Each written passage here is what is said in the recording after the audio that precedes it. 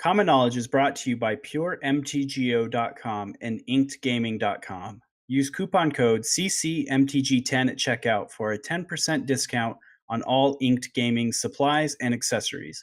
You can support the show directly through Patreon at patreon.com/common knowledge.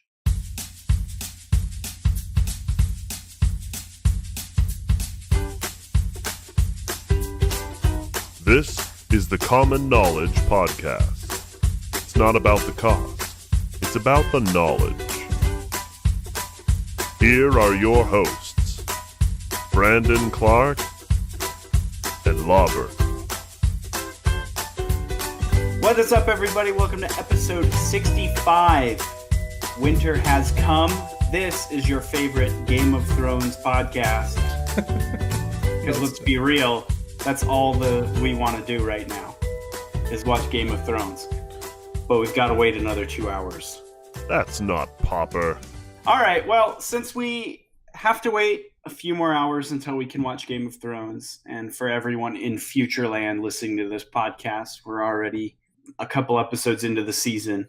But right now, we're waiting in great anticipation. I'm not caught up. Sean's not even caught up. Yeah. I guess in the meantime, we can talk about Pauper. Does that seem okay? That's all. I wasn't even aware that it was coming out today. I've just been playing Pauper all day. Woke up, started playing Pauper, and I played Pauper all the way up until I wrote these show notes, and they're about Pauper. Yeah, I've actually had a busy day for it being my one day off this week. I'd imagine. Yeah, we're getting ready to move, and so we were dealing with a lot of that stuff, getting rid of some things, packing, doing a little bit of that stuff. But I got some time blocked out of my schedule to record this podcast and then to watch Game of Thrones. Ah, yes. Oh, yes. So today we've got a fun episode. We're going to be talking about getting into Pauper. So this is maybe a little less for the enfranchised players and a lot more for maybe players who are new to the podcast or new to the format. This will be a good way for you to get down into it. And then for our more enfranchised players, we are going to be talking a little bit more about, how you could start a local Pauper scene at your LGS if one doesn't already exist. We got one going here in Salt Lake. And so it was just really a matter of letting the TO know we had interest and getting the ball rolling. But so we're going to get a little more into that. But mostly, I think the show is just going to be a fun show for all listeners and for newer players to the format. I think this will be a great episode to help you dive in.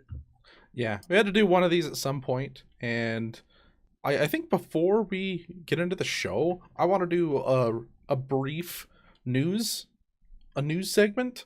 The new Mulligan rule has hit Magic Online. They're testing it out with I don't know if it's all the formats because I literally only play Pauper on there, but definitely it's all Pauper. Oh, okay. And I don't know that they could just roll it out to one format. So it's computers. You can do literally anything with a computer. But I don't know that the programmers at Wizards of the Coast could roll it out to just one format. Yeah, spaghetti code and all that. I think that's what it's called. Anyway, my brief impression on it is it feels really, really, really good. It's made One Land Spy pop up just a little bit because people are like, oh, new Mulligan rule. Combo decks are great now.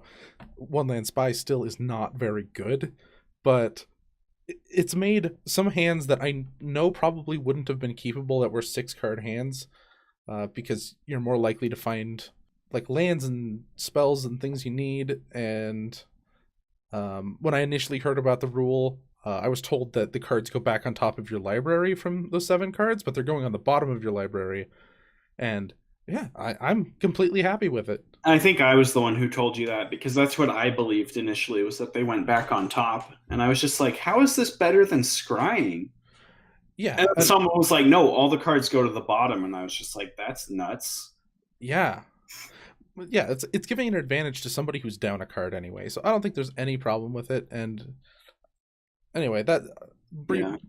So I just far, really my favorite screenshot of a Magic Online was like it was like game 2, and the active player had mulliganed to 5 or something, and so the board was the active player has 3 cards in hand. It's turn 0, 2 ley lines of the void in play, and the opponent, who I'm assuming was on dredge, had mulliganed to 2 cards and conceded the game. I think that was my favorite screenshot so far that I've seen. I'm glad we don't have ley lines in our format because those feel weird. Anyway, that's not Pauper. No. Let's get into card of the week. Card of the week. Cool. So, as tradition states, we needed to pick a card that we've never played with before that's in the new set. Because next week will be our set review show of War of the Spark. And so, we kind of picked out one of the cards that has had a little bit of buzz, one that we're a little excited about. It's interesting. And that card is Burning Prophet. So, Sean, do you want to explain to us what the Burning Prophet does? Yeah, Burning Prophet is amazing. It is a colorless and a red, so 2 for a 1/3 human wizard. Whenever it has text too. Oh gosh, keep going. Whenever you cast a non-creature spell, Burning Prophet gets +1/+0 until end of turn, and you scry 1. So this is deck manipulation in red, and it doesn't care if it's an instant or sorcery like most red cards do. It just has to be a non-creature. I find that really, really good. It's a win con in and of itself. So if you wanted to point some of your red spells at the opposing creatures to clear a path for this lovely lady, then you can do that, and then she can hit in for quite a lot of damage. Yeah. Like you said, it's deck manipulation in a color that doesn't usually get strong deck manipulation. When you're playing red decks, you're always susceptible to the top of your deck. And this card's kind of cool because do we have cards like Crash Through in this format? Like single red mana, creature gets first strike, draw a card? I know that there's a single red sorcery that gives all of your creatures first strike and you draw a card. Yeah, I think that's exactly the card I'm thinking of. But okay. Or I guess like even if you just pair this card with blue cards, you have a really strong, I guess like preventing fizzling, but also just like smoothing out your draws a lot more. I guess even if you're not drawing the cards, if you're just like a lightning bolt at your creature, get a buff on this, scry that mountain to the bottom so I don't draw my fifth land this game, is just really powerful for a red deck. Yeah, red decks you can build out of really cheap spells so that your early game is going to be nice and smooth. And then if you're playing this card, you can make sure that you never, say, go past 3 land and you're just drawing just straight non-land cards. If you're scrying, well, you can hit a pocket, but it's going to make that pocket less terrible for you.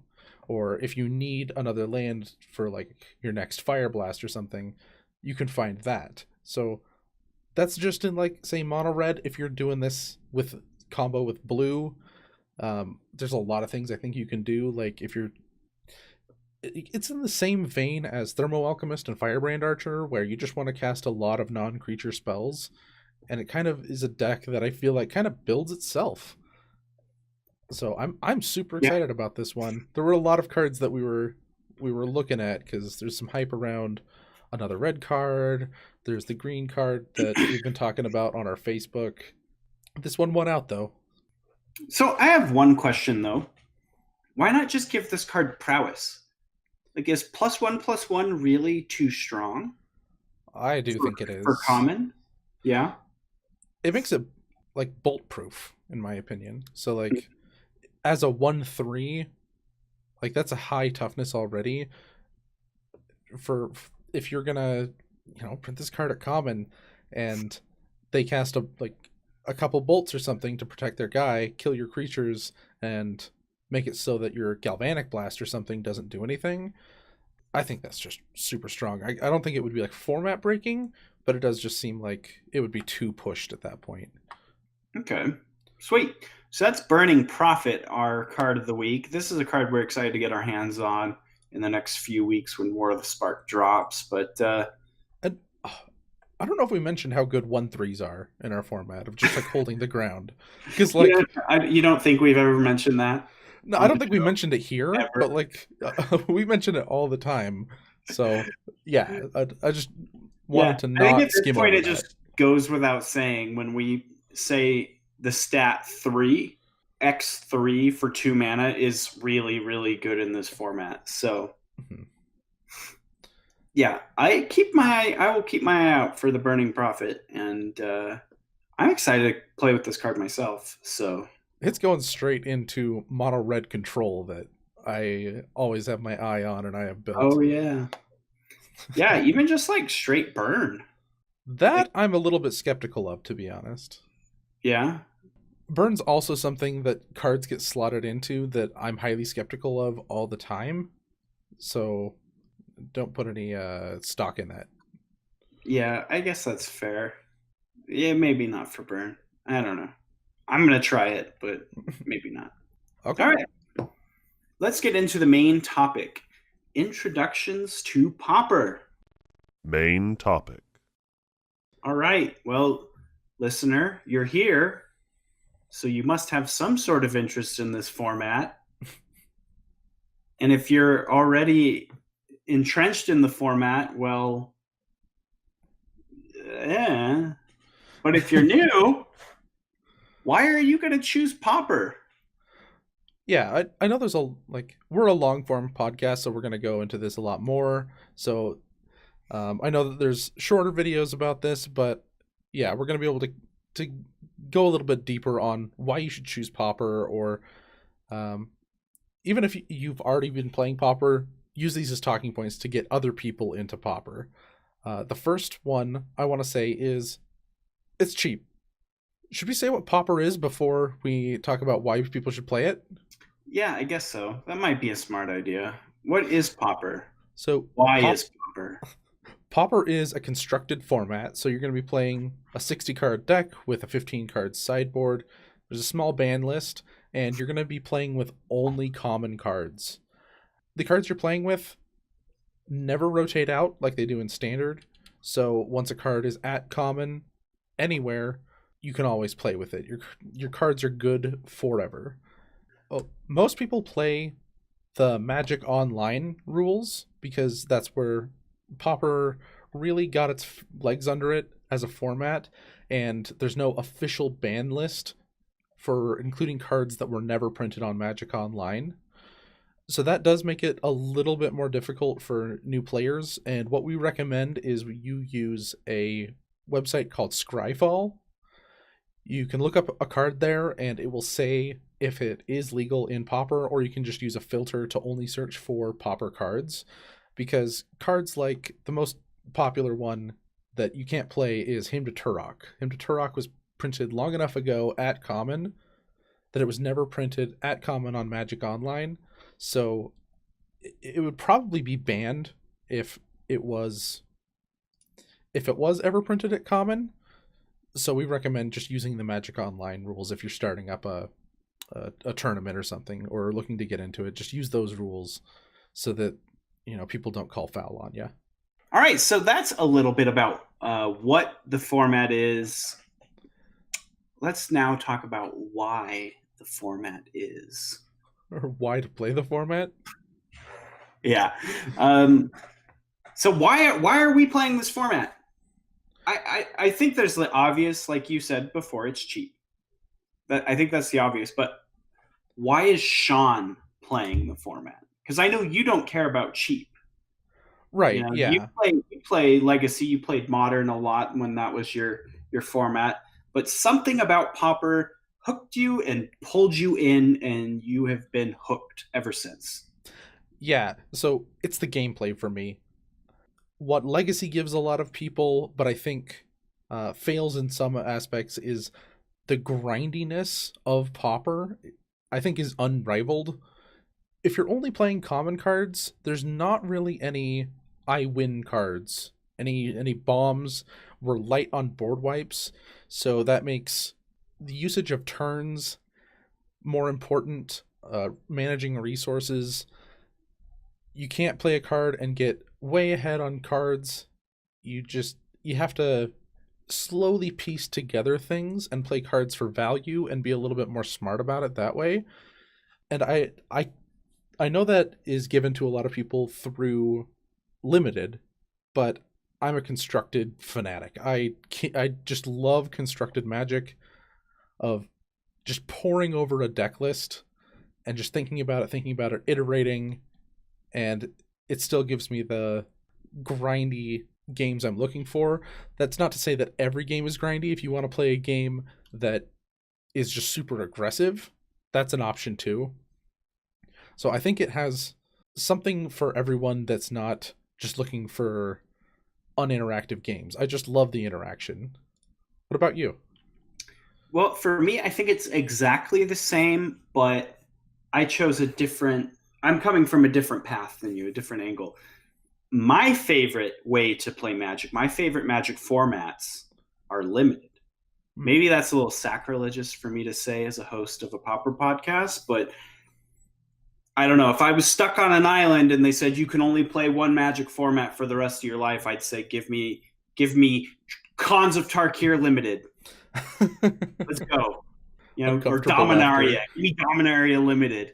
And I love limited, but I also do like playing constructed. There's something appealing about being able to own your own deck that is good for virtually for as long as you play. And like you said, being able to tune and tweak that deck. It's what appeals to me the most about Commander is the deck building aspect. I don't necessarily enjoy playing 4-player games, but building 100 card singleton decks is really fun to me. Like it's got a unique restriction where you've got to build within those restrictions, and Pauper is the same way. You only have access to these common cards. You've got to think more outside the box. You've got to take a lot of these kind of game basics that you get on limited, but then build upon them in a constructed sense. And so it adds a unique challenge to deck building and deck construction, and to how you're configuring your sideboards, and to almost how you're approaching the game, because this format does not have the same kind of bombs that other formats have. It's not like can I just draw my Siege Rhino and I'll be okay? It's like you said, it's all about like those micro decisions. If like what you did on turn 2 and 3 is going to come back to haunt you later in the game, when it's just like you're trying to get this small value engine rolling. And so I just love playing limited. This is the constructed format that feels the most like limited and takes those basic building blocks for the game that limited provides and then expands upon them.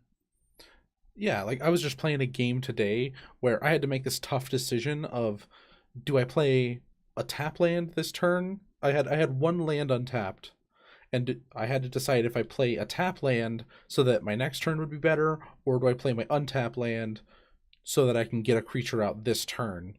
And even though that creature would be a little bit less optimal, I would be more ahead on tempo, less behind on life and things like that. And those really basics of Magic, I think, are more important and more rewarded in this format. And then I think people would be surprised to hear that the first thing I didn't bring up is how much you can brew in this format. Bringing the power level of the cards down, I think, makes it more accessible to put together a list of cards that's more competitive that you've come up with. I think in all formats you're going to have a list of cards that are better than the rest, and so those are going to pop up in your brews as well. So you're not going to just come out of left field with a list of 60 cards that nobody knows what they mean, but you can still brew a lot in this format, and for very cheap. Yeah. I actually really, in the show notes you've put, each set release has more playable cards than other formats. And I had never actually thought about that, but it's kind of true, you know? Standard set comes out, modern pulls maybe 2 or 3 cards. Like, actually, that's probably a lot. Modern maybe pulls 1 or 2. Legacy maybe gets 1. Vintage gets 1 every few sets, maybe, you know, but Pauper, each and every set, we're looking at, you know, maybe 8 to 10 cards that are possibly Pauper playable, as N2 Province would say. But yeah, that's exciting to be in a format where you get so many new things to think about. I think it's lower than 6, because we do our top 5s, and I want to say the top 4 in. I guess there are sets that are just nuts, but most sets were like the top Yeah. 4 we think are gonna see or might see play, and then like top 2 just go into decks. But that's way more than any other Eternal format there is. Right. Well, and even then, we always have a lot of honorable mentions that are like, these are cards that are in the conversation. You know, there's so Yeah. many sets that get released when you're thinking about the context of modern or standard that cards just aren't even in the conversation, you know? But we always have cards that we can at least think about where they can be applied, and there's at least that room, that space for something else to come along that might make that card better. Yeah. So Clear the Mind is a perfect example of that, of just like one of the cards we were like, we don't really know if this is important, probably not going to see play. And then every once in a while, people say the word clear the mind, and you're just like, oh, okay. Clear the Mind is the 2 and a blue, shuffle your graveyard back in, draw a card. And we just barely got that. And it is my favorite card to draft in Ravnica Allegiance. The Clear the Mind, the blue-white Clear the Mind, no win conditions deck. All you need to do is draft 2 copies of Clear the Mind, and you're set. After that, you just take card draw and removal. You don't need a single win condition in your deck. That's not Pauper. Oh, man. I want to fire up Arena after this. I don't have time. Game of Thrones. All right. But so the format's so cheap, I feel like it's more of a question of why not have a Pauper deck? You throw $30 at it and you can have a respectable deck. You might Mhm. not want to play it all the time, like I do, just constantly, every day. But Yeah, but it's fun to have it in your back pocket, in your toolbox, you know? yeah, you have one person that's just like, hey, you want to play some Magic? You should have at least Pauper in common, because yeah, puns. But I think it's just so accessible that everyone should be able to play Pauper. Anyway, we've talked about why play Pauper and what Pauper is. Let's get into the nitty gritty. Yeah. So let's talk a bit about the power level, because this is a common misconception that a lot of people had, and that I had thinking about the format at first. When you hear commons only, you know, for me, I thought about my draft decks. My draft decks are usually commons only, maybe 1 or 2 uncommons. I'm not lucky enough to get bomb rares, but I'm just like, that is a constructed format. That seems really bland. But this actually might be one of the most powerful formats. Like, I think it's definitely up there in the conversation with like modern, you know, like we have stuff in this format that is banned in every other format, That's true. you know? Like, we can play 4 copies of Gataxian Probe, Gush, Brainstorm, like all these incredibly powerful blue spells that are banned in modern, legacy, restricted in vintage. We get to play 4 copies of those cards in our decks. That's Yeah. nuts. Yeah, like we have some of the best deck sorting. We've got the cantrips. Mostly that is because we don't have those bomb rares. We don't have anything that just you dig to and you just flat win, unless you're playing Tireless Tribe, and that's like a weird combo deck. But it enables these combo decks, and it enables just, you know, blue decks. But there's a bunch of other cards that have never been able to be reprinted that we get still because we're in Eternal format, and I don't think we'll ever be reprinted in Standard or Modern again. Like straight up blue counterspell. Stop talking about blue cards. We've got Lightning I don't Bolt. even think. I think you're going to eat your words in a few months when Counterspell's modern legal. Okay, but they can't print it in a Standard set. It's Oh, probably I guess you're right. Sure. It okay. can't go So into a standard set, but now that they've done their weird yeah, Magic Horizons set that is going to introduce cards into Modern, we're probably going to see some more powerful spells like Counterspell go into Modern. But you're right. They'll yeah. never put Counterspell into Standard. My wording was terrible there, and I want this to be an evergreen show. So thank you for correcting me on that. But yeah, Lightning Bolt. We've got the Tron lands, Artifact lands, and Delver of Secrets. Another blue card, I guess. But just tons of really super playable cards that other formats don't get. So the power level is there. It's just what we're doing with them is less powerful, but that's what makes it fun. Well, I guess, yeah, less powerful because we've got a lot of enablers and a lot of engine pieces, I guess, but the payoffs aren't there like they are in other formats.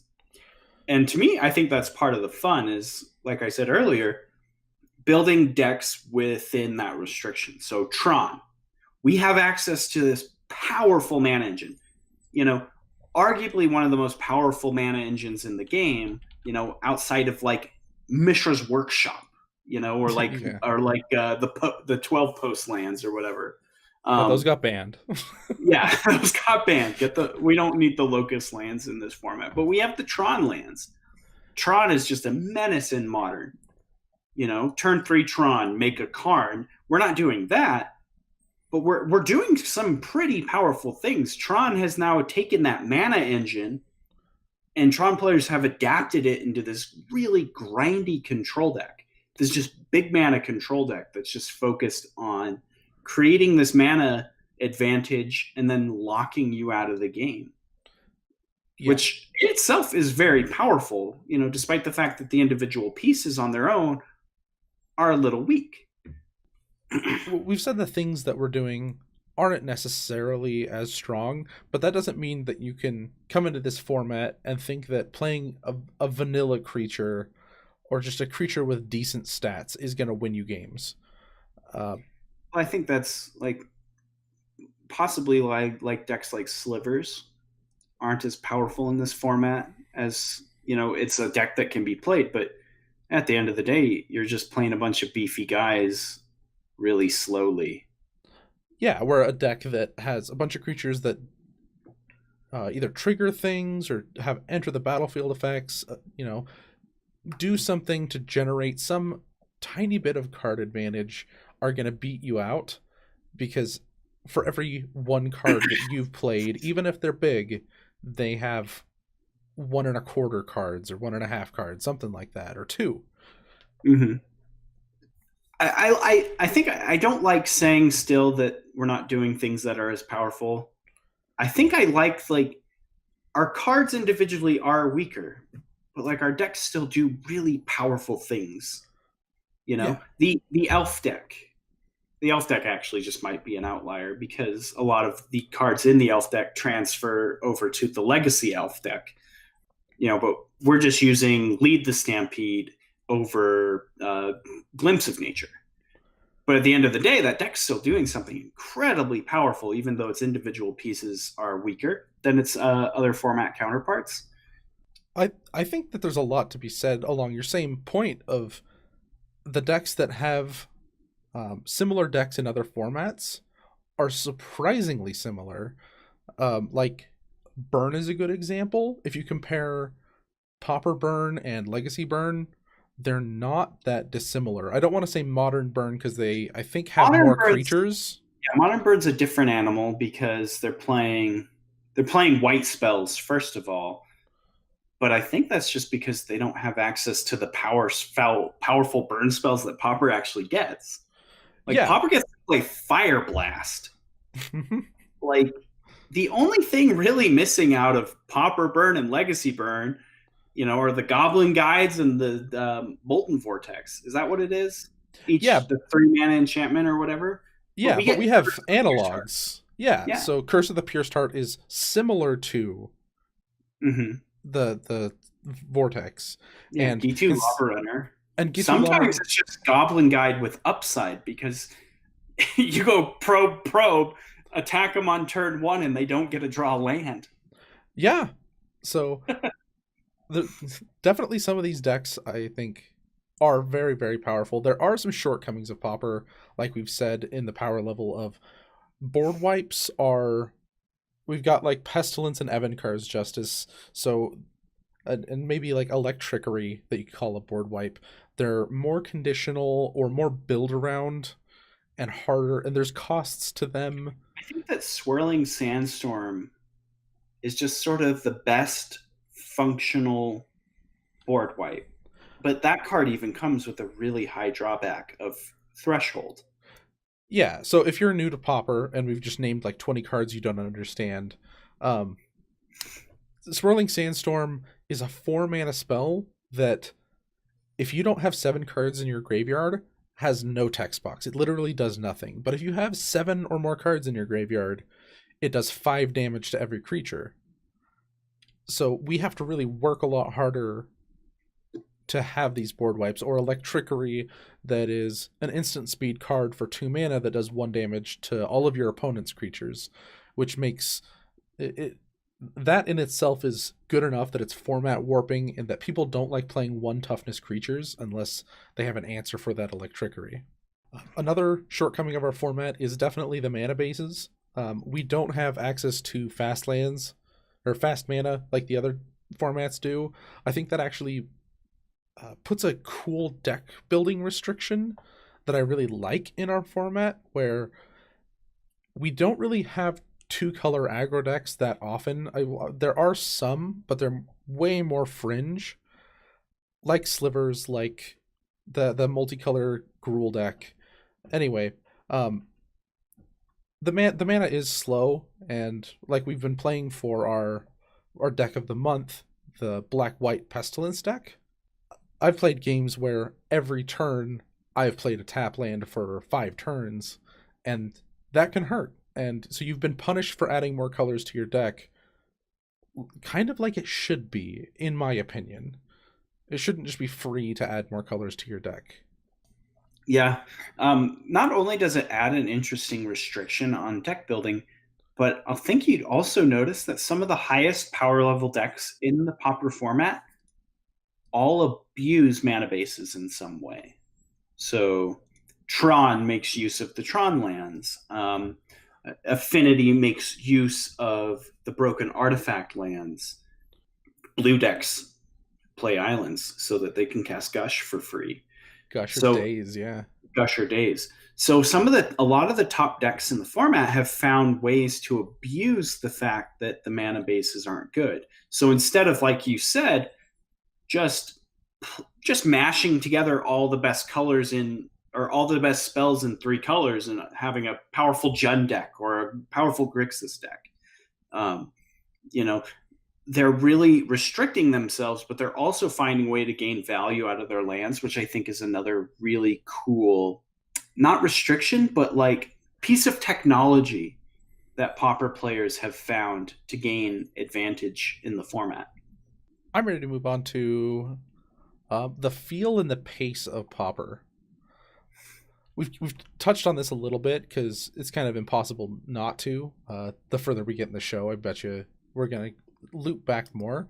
But the first thing I want to bring up is combat. Combat is more important than Pauper than I want to say most anywhere else.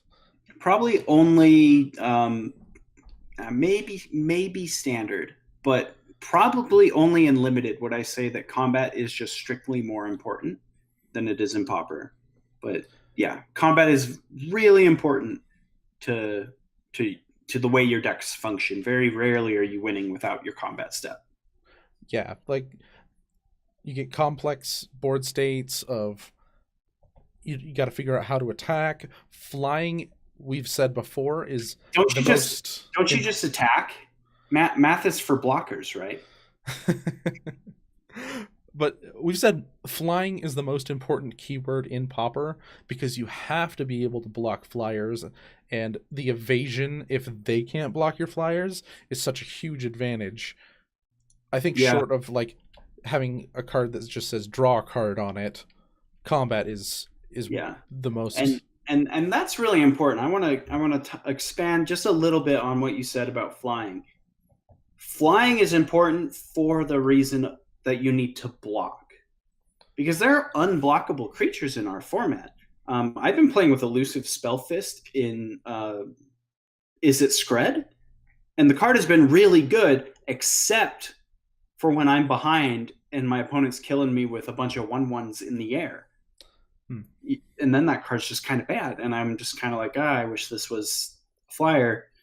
So yeah, the unblockable is nice when you're ahead, but having that ability to block when you need to block is really critical. And that's why flying is just the most powerful keyword in the format.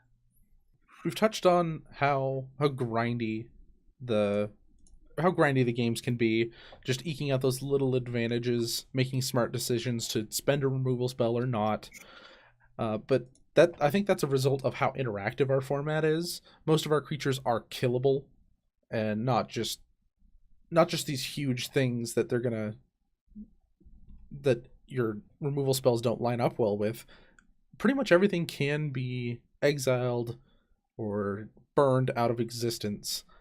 And then just the counterspell fights that happen in this format are beautiful sometimes. Yeah, like having to play around counterspell, dispel, foil, daze, it gives you a lot to think about when you are going to cast a spell, especially if it's a spell that you need to have resolved. But we said at the beginning, just lots of micro decisions, macro decisions that go into every single turn and how you sequence your spells. It's a really skill testing format. Again, I think that comes down to because you can't rely on bombs. Very, very rarely do you play games of Pauper that are just like non-games, where it's just like 2 ships passing the night. I did my thing faster and harder than my opponent did. That's generally just not a thing in this format. You know, the games are interactive. They come down to those decisions, you know, and generally the player who makes the better decisions will win. Yeah. That's why this format frustrates me so much, I think. And one of the things I wanted to bring up again is just that the tempo and the pace matter. If you miss a beat, your opponent can definitely capitalize on that. I'm sure that's every format, but we don't have really great catch-up spells. If you're catching up, you need to be casting multiple spells a turn of like, I'm going to assert this guy, I'm going to remove this thing, and then your opponent kind of needs to stutter of, you know, they need to miss a land drop or hit too many lands so they just don't play anything, like straight up, for you to be able to catch up. So a lot of the decks are built out of cheaper things so that you don't miss tempo, but can assemble themselves into something greater if, say, you have enough of creatures, or your creatures start working together in a really great way, like the fairy decks, like Mono Blue Delver or Scred Delver, in that those decks, the more fairies you have, the more Spell Stutter Sprite, which counters a spell if you control more fairies than the converted mana cost. That spell can either counter a 1 mana thing, or if you're way ahead, literally anything. So there is one deck that kind of has that 2 ships passing in the night feel that we alluded to, and that is the Tireless Tribe deck. Sometimes that deck can kill you on turn 2. I did it to Sean once. Sean's the only person I've ever done it to. Sean's the only person that I've ever seen who's had it done to them. This is like really rare. And otherwise, the Tribe deck, even though it's not interacting with you when you're playing against it, you're playing really interactive games on the stack. Like using the stack is really important in that matchup. So it's kind of interesting.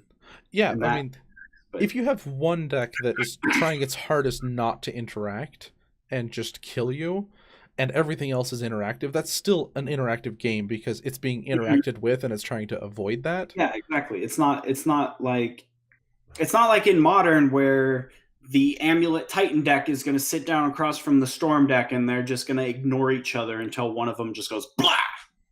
The Tribe player is going to be making a lot of small decisions too about, okay, I need to maybe this will be my setup, my going off turn, and so I'm going to set up here, and so they're making all sorts of decisions there, trying to decide when am I going to die, when do I need to just go for it, and then on the same turn, their opponent is going to be thinking, how do I interact with this combo? What cards can I beat? How do I beat them? And so there's a lot of interaction and small decisions that go into it too. But I think that segues pretty well into the speed of the format. That deck is the only thing with a possible turn 2, and it might also be the only deck that has a one land spy. Oh, okay. I guess there's a deck that is less than 0.5% of the format that has a possible 0.5%. That's generous. Was that less than half? Yeah, so less than half. Maybe like 0.1% of the format. Maybe. I honestly don't know if I've ever actually seen a deck list. People have told me what this deck does and the types of cards that are in it. I don't know that I've ever just seen a deck list somewhere. You have, because it made top 32 in a challenge once last year. Oh, okay. Cool. I obviously did not study that deck list very hard. No. But the speed of the format, I think aggro decks, they can kill on turn 4. That is pretty rare. I've been killed by burn on turn 4. And I think it's that's very the possible only for deck burn. that's ever done it. Usually this is a turn 5, turn 6 format.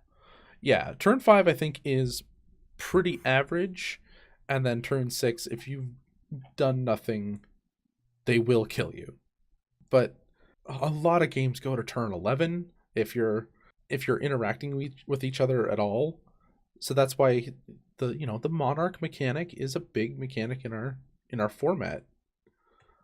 And there's probably, unless you play Legacy, you're not probably super familiar with the Monarch mechanic at all. Maybe if they play EDH, I think that there's a really powerful Monarch commander. Okay. But yeah, for the only card that really gets play in Legacy with the Monarch is Palace Jailer, and that card's just absurd. Yeah. But yeah, we get the Monarch in this format. That's messed up. It is messed up. Gush is kind of an offender, but like Monarch is really offensive. That just doesn't feel like Magic. Yeah, that was not meant for 2 players at a table. I think it's great for like EDH. I think it's cool. I think it makes for fun games, with all the politics and whatever that go on. But like, it just creates it. It's like one of the things in this format that contributes to one-sided games. One of the few things that leads to the one-sided games is a player can get an early lead with a few removal spells or a good blocker, and then land the Monarch, and the game's just pretty much done. Or, yeah, your opponent starts doing things desperately, and... Yeah. And then sometimes the inverse happens of you're so far behind, the only thing you can do is cast the Monarch, draw that one extra spell, and then your opponent takes the Monarch from you, and you're done? Yeah. It's just really, like, so often it's just one-sided. It's very rarely it like... polarizes things. Yeah. Oh, I hate the Monarch, but I don't know if I've ever gone on a super big rant about the Monarch before, but I don't know. I feel passionate today. We're a little bit off topic, so I'm going to go further off topic because that's how things work. Sure. Well, you're usually the one who says we're off topic and then brings us back. So So I'm gonna go deeper this time. So Black White Pestilence I've been playing, and the Monarch is super good there. But I've been playing the Mono White control list that I've been brewing, and I think you can actually Google it if you just Google Lobbert Mono White control now, because I put a deck list up. And since all of the lands are just plains, you can just play out as you try to play out as many guys as you can, remove as many guys as you can, and then just I've a four of not Palace Jailer. Wow, you just really Sentinel. inceptioned me there. Palace Sentinels. You can just play Palace Sentinels, and wow, just wow, you just bury people. Monarch is messed up sometimes. Yeah. Anyway, Okay, I'm gonna get off my soapbox so we can get back on topic. I just don't like the Monarch. And I think the reason I haven't gone on such a huge tangent on it before is because before I was always playing Gush decks. And now the last few months since we've started our What Are We Playing thing, I've been playing straight Monarch decks. Like I played the red-black Monarch deck. I played Boros Bully. Now I'm playing white-black Pestilence. I've just played Monarch decks. And it's either just like my games are, I'm running away with the Monarch, or I'm just like, why is this card? This card is horrible. I'm so far behind. If I cast this card, I lose. yeah. But I have no other cards in hand. It just makes such polarizing games. It drives me nuts. Ugh, anyway. Okay, so our next question is, how competitive is Pauper? I think this is, apart from how cheap the format is, that players can get into this format on a $12 budget if they want to. I think the competitive diversity of Pauper is the other major selling point. Oh yeah, we probably should have said that up front, but Pauper goes from, in the tournament practice room online, I have played against literally draft decks.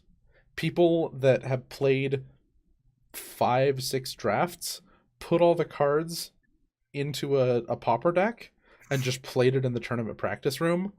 I've literally played against that, but then I've also played against somebody who's got 200 reps with the best deck in the format.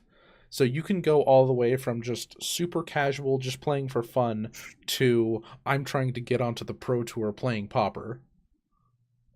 Yeah, and I think that's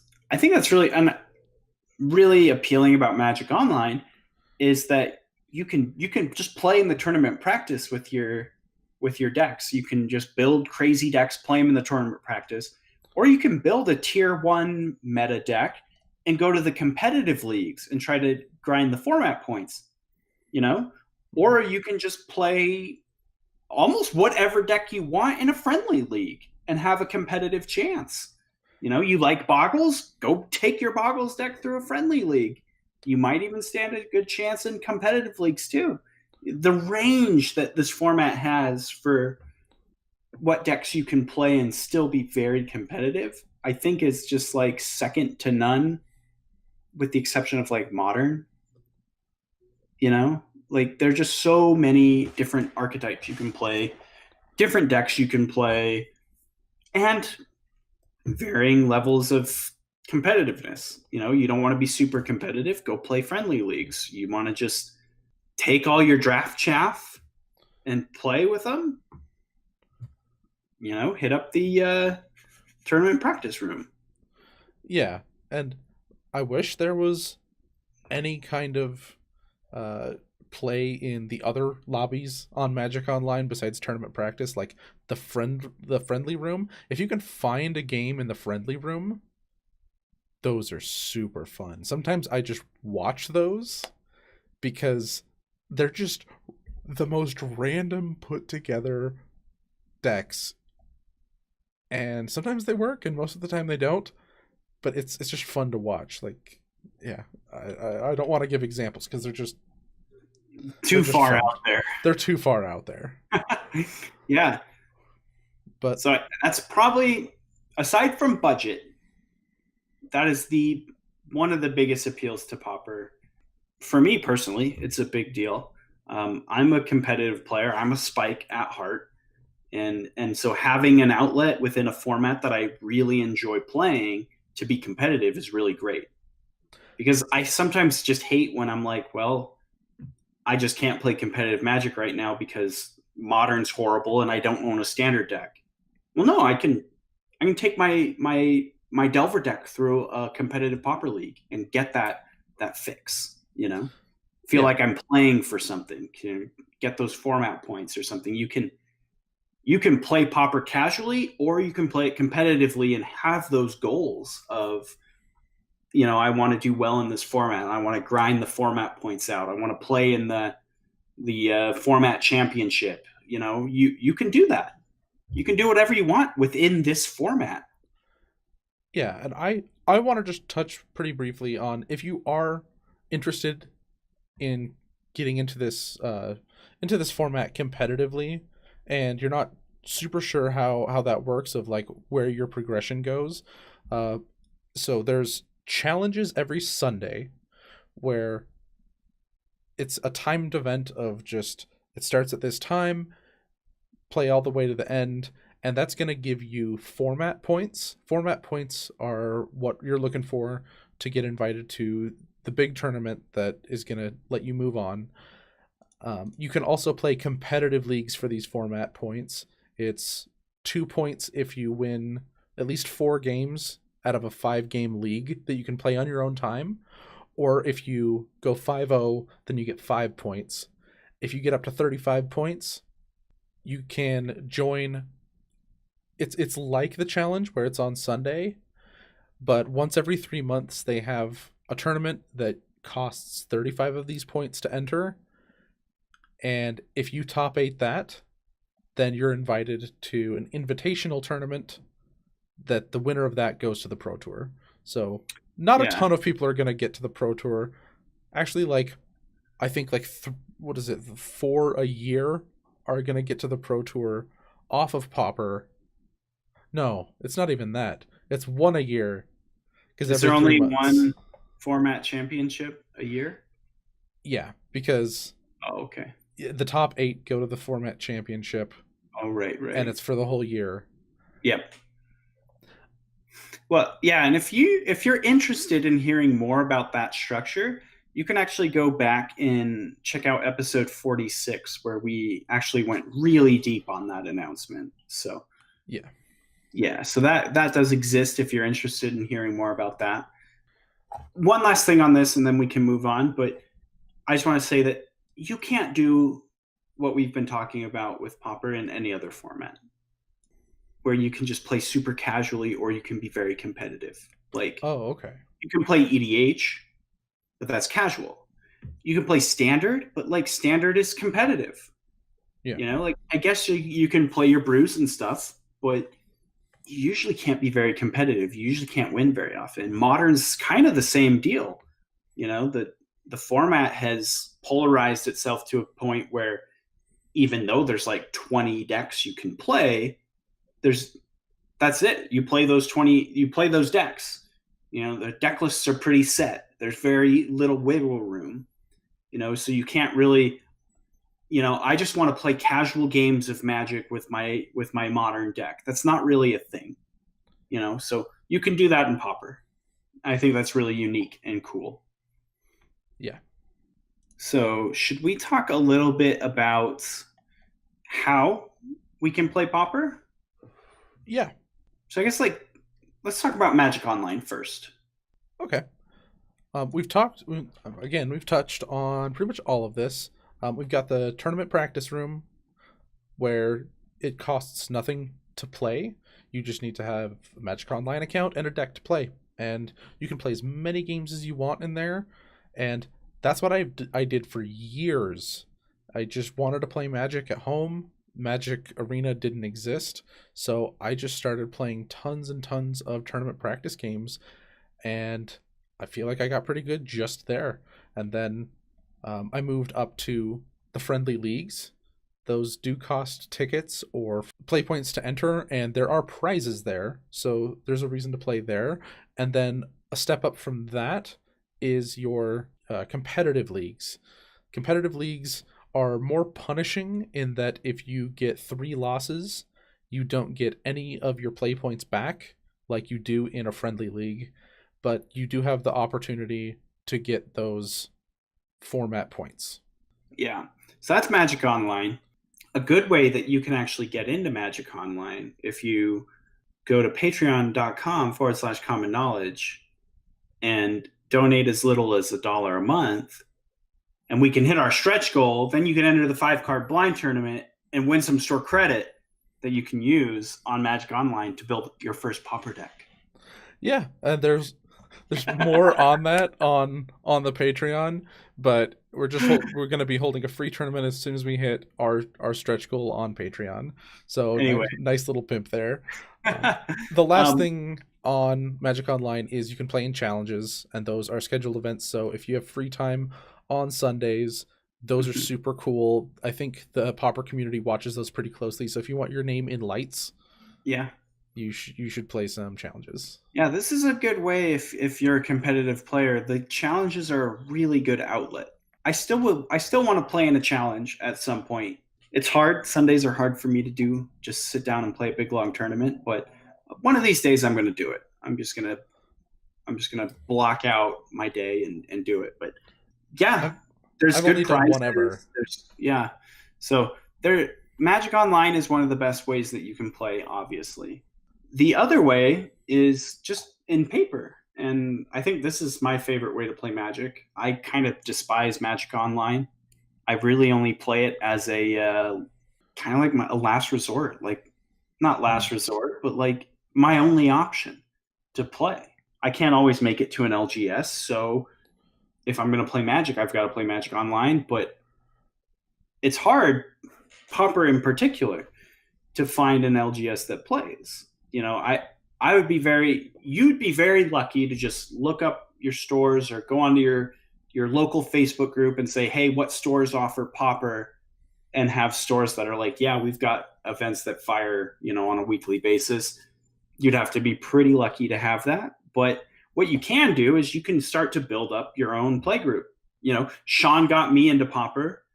We slowly started getting other friends into Pauper. We started talking with a local store, Oasis Games. They had an employee there that was really interested in Pauper, and we're just like, yeah, let's play Pauper. Tuesday night at 6, we're gonna play Pauper. Tuesday nights at 6. And at first there was like 3 of us, and then at one point there was 5 of us, and then it would be like 4 of us. And then finally we started talking to the store more about incentivizing. They came up with an invitational where you come on Tuesday nights and you pay in for your event, and then after X amount of entries playing in the weekly, you get an invite to their invitational tournament, which a portion of the money you were paying would go into the prize pool for this invitational tournament. And they announced that the week prior, we had like 3 people at Pauper night. Mm-hmm. The next week, we had like 18 playing Pauper. And since then, they have consistently been able to have over, 10 to 12 players. Like 10 is a slow night for Pauper now. And so I guess like really like at the end of the day, your stores are out to make money. They're out to get players into their store. So if you show them we're excited about Pauper, we have people that are excited about playing, the stores will hold tournaments. You don't have to make their chain to do it. They don't care what format you're playing. They just want people in their store playing Magic. Yeah, like, so and probably paying entry fees. But get the word out, start finding groups of like-minded people who you can play this with. If you are in a position where you can own multiple decks, go out and just build multiple Pauper decks. Just, hey, I'm playing Pauper at the store tonight. I've got decks. Come play with me. I'll let you borrow my deck. Just start talking about the format and creating an interest in your community. And then your stores are incentivized to hold tournaments because they want people in their store playing Magic. And short of that, So I'm not really an outspoken guy in real life. I don't really advocate for anything. I'm just there and ready.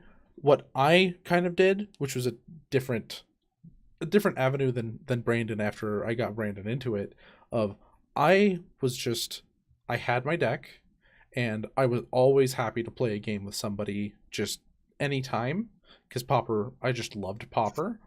And then people would be like, "Oh, that's interesting. I want to get into that." I just straight up started buying people decks. I bought several of my friends' entire Pauper decks, like sleeves, boxes. Just here you go. I think you're gonna like this, and then just yeah, do whatever you want with that. Like if you want to sell it, it's $30. The store's not even gonna give you that. So they just kind of hold on to it, and then that's another person that can play Pauper, just so that more people are ready. And then when a store is like, "Hey, we're gonna do this thing," and then people just all of a sudden show up, like that's another thing you can do. Just have a deck. That's really it, in my opinion, for most people. Yeah, and I always bring at least 2 decks with me when I can make it out to the LGS for Pauper. Just in case there's someone that's just like, oh, I don't have a deck, but I'd play. I'm just like, here you go. Here's a deck. What do you want to play? Friend, I'm not even going to say friend of the show. Friend of ours, personal friend of ours, Josh.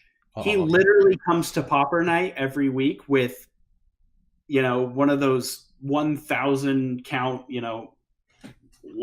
big long boxes, that's just deck, deck, deck, deck, deck, deck, deck, deck, deck, deck, deck. And someone's just like, oh, I don't want to play. I don't have a deck. And he just like reaches into his bag and just like, choose. If you were trying to make an excuse. Here, I've got blue Delver, I've got blue black Delver, I've got Scred Delver, I've got Boros Monarch, I've got Stompia, I've got Elves, I've got Slivers, I've got Tortured Exit. Like, just pick, Yeah, I think that's freaking great. I've seen that before. Yeah, it cracks me up every time. Okay, so let's start wrapping this up. We've got a couple more things. This is a pretty big one. We've got the meta. I think getting into the entire meta right now would be a pretty tough thing to do. We've talked about some of the decks. There are burn decks. There's a hexproof deck. There's a lot of decks that use Gush, so they're going to be playing a lot of counter spells and tempo spells. And then honestly, I think that like if you're new coming in and you probably play modern, you maybe play standard. I don't know, just think of what your favorite archetype is in that format. You can probably find something similar to it in at least its gameplay in this format. And often you can just find the same deck. You play Tron in Modern, we've got Tron. You play Burn, we've got Burn. You like Boggles, we've got Boggles. You like Affinity, we've got Affinity. Again, the decks are slightly different. Affinity and Tron are very different.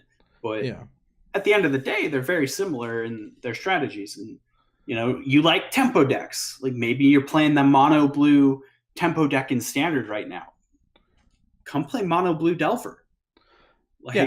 I think it's funny that you say that, because I think the only stickied post on the Pauper Reddit is tell us what you play in other formats and we'll recommend a deck in Pauper. Like, talk to someone who plays the format already. If that is available to you. Heck, I always check the last 3 videos every time we record to see if somebody has left a comment, and if you say, hey, what deck should I play? I play this, or I'm looking for this. People are gonna give you a recommendation. So as far as deck selection goes, play something that is along the same vein of decks you like. There's probably a pretty competitive version. If you're just a straight up spike, just go to MTG Goldfish and look up the top deck and just play that. So I think that's probably the best way to pick a deck. Find a deck list that you like, something that you enjoy playing, build the deck, and you can have a competitive chance. Okay. I think that's a good stopping point. Yeah, I don't really have anything else, so want to take us out? Yep, let's wrap this up. End times. That was episode 65 of the Common Knowledge Podcast. Thank you so much for listening. We love you all so much. You're the best. If you'd like to give your support to the show, you can do so at patreon.com/common knowledge. We already did our fun little plug earlier, so I'm not going to do the whole spiel again. But I will just say your support means the world to us. It's unbelievable to me that people give us that kind of support. It's overwhelming.